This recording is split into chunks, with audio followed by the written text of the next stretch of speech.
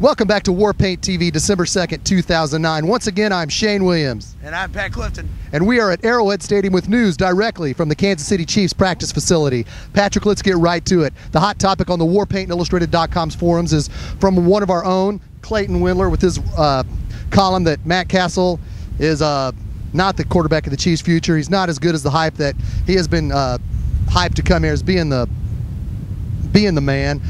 A lot of similarities we're hearing on sports radio is that he is the next Elvis Grbac, and with that I want to take exception because in 1997 Elvis Grbac took over a team that featured center Tim Grunhard. His guards were Dave Zott, Will Shields. His left tackle was Glenn Parker, a great free agent acquisition taken over for left tackle John Alt.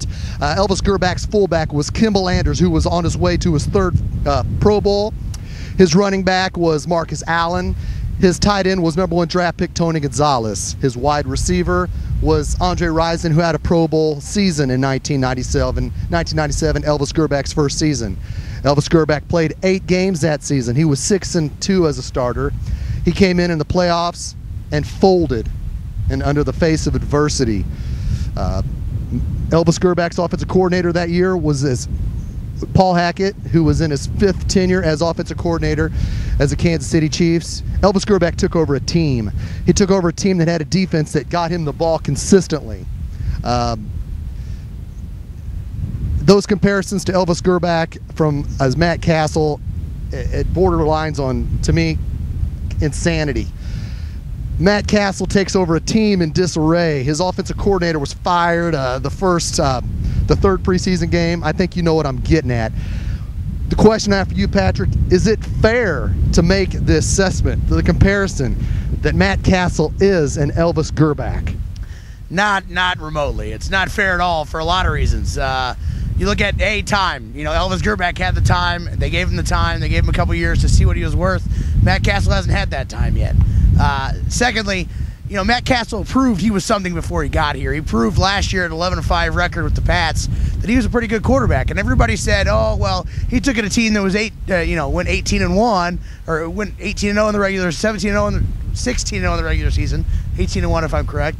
Can't remember the playoff exactly, but anyways, a team that was perfect in the regular season and then lost 5 games with them. Well, look where they are now. You know, it's not like Matt Cassel was a huge downgrade. He wasn't.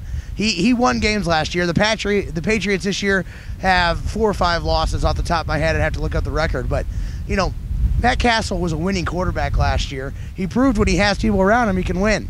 Now, he's going to have to prove that again because he had pretty good surroundings last year. He doesn't have Randy Moss here. Chances are he's never going to have a Randy Moss here in Kansas City. Chances are he's never going to have a Wes Welker here in Kansas City. But with that said, you have to give the guy time. And, you know, one thing he has that Elvis Grbac never had was mobility. And he's shown that a lot this year. And like you said, you know, this offensive line, in my estimation, is the worst offensive line in the National Football League. And Elvis Grbac certainly was not playing behind that when he came here. So I think that you have to give him time. If you judge Trent Green after his first year, you'd say he was a bust, a terrible player too. Obviously, that turned out a little bit differently. So, you know, you look at Lynn Dawson. He had some trials and tribulations before he got to Kansas City. He wasn't a Pro Bowler, a Hall of Famer when he got with the Texans. He had years in the league when he wasn't a stud.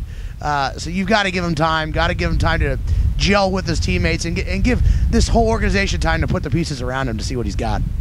It's important that sports radio in Kansas City, as well as all WarPaintIllustrated.com message boards, see what Elvis Grbac had to work with, as well as what Matt Cassel does not have to work with. All right, Patrick, Brad Cottam, the last 2 games, has finally got on the field. What have you seen from Brad Cottam in the last 2 weeks on the practice field that you feel has warranted his chance to get out on the field and play? Nothing. I mean, to be perfectly honest, the fact of the matter is that he's going to get a chance. Everybody's getting a chance. There's not a single tight end that has played for this team that hasn't got a chance. Jake O'Connell got a chance. Everybody's getting a chance. Now Brad Cottam's getting a chance again. Now, is he doing something behind closed doors that, you know, he's spending extra hours in the film room, that sort of thing? Possibly, but that's the type of thing we don't see. And, you know, his play on the field hasn't been outstanding, so you don't watch the game and say, oh, boy, Brad Cottam had a great game today.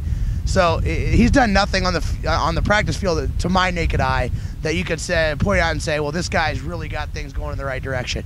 Now, with that said, I only get to spend 20 minutes watching him do anything football related today, so there's a lot more that I don't get to see. So it's a possible he's showing out in practice, but the tight end, ideally the tight end of the future is not the tight end that's on this team. He's just not here.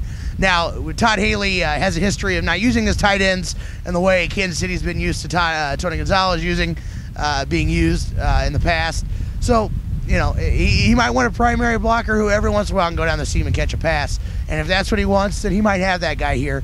But you're not going to have a Tony Gonzalez, Jeremy Shockey, Antonio Gates back at Kansas City. That's under Todd Haley's regime. That's probably not going to happen. I'm getting bombarded on the Warpaint TV MySpace page, and the question I'm getting from a fan named Chuckles is, when is Tyson Jackson and Glenn Dorsey going to start showing that they're worth the top 5 pick in the draft? Well, I think Glenn Dorsey's coming around a lot this year, and that's a huge position. Defensive end's a huge position. We've talked about it, incessantly, really. That position is not the easy position that you come in your first year and you make a huge impact. It's just not. Look at Mario Williams. Everybody was calling him a bust after his first year when the Texans took him. Now he's one of the best defensive ends in the league. That takes time. That position takes time to get good, to get your worth out of you. Now, they're never going to be worth the money they're getting. That's nobody who's picked at the top 10 is going to be worth the money they're getting. But you're not going to see him get sacks. Anybody who wants to see those guys get sacks or take a left tackle and push them all the way to the quarterback, it's not going to happen. Okay, their job is to soak up blockers so other people can make plays. And so when you see Derek Johnson make a play, then you have to give props to the defensive end. And the same goes for any other linebacker on that field. So. You heard it here first from WarPaintIllustrated.com's very own Patrick Clifton. And for Shane Williams, Justin Olson, and the entire staff at WarPaintIllustrated.com, happy holidays.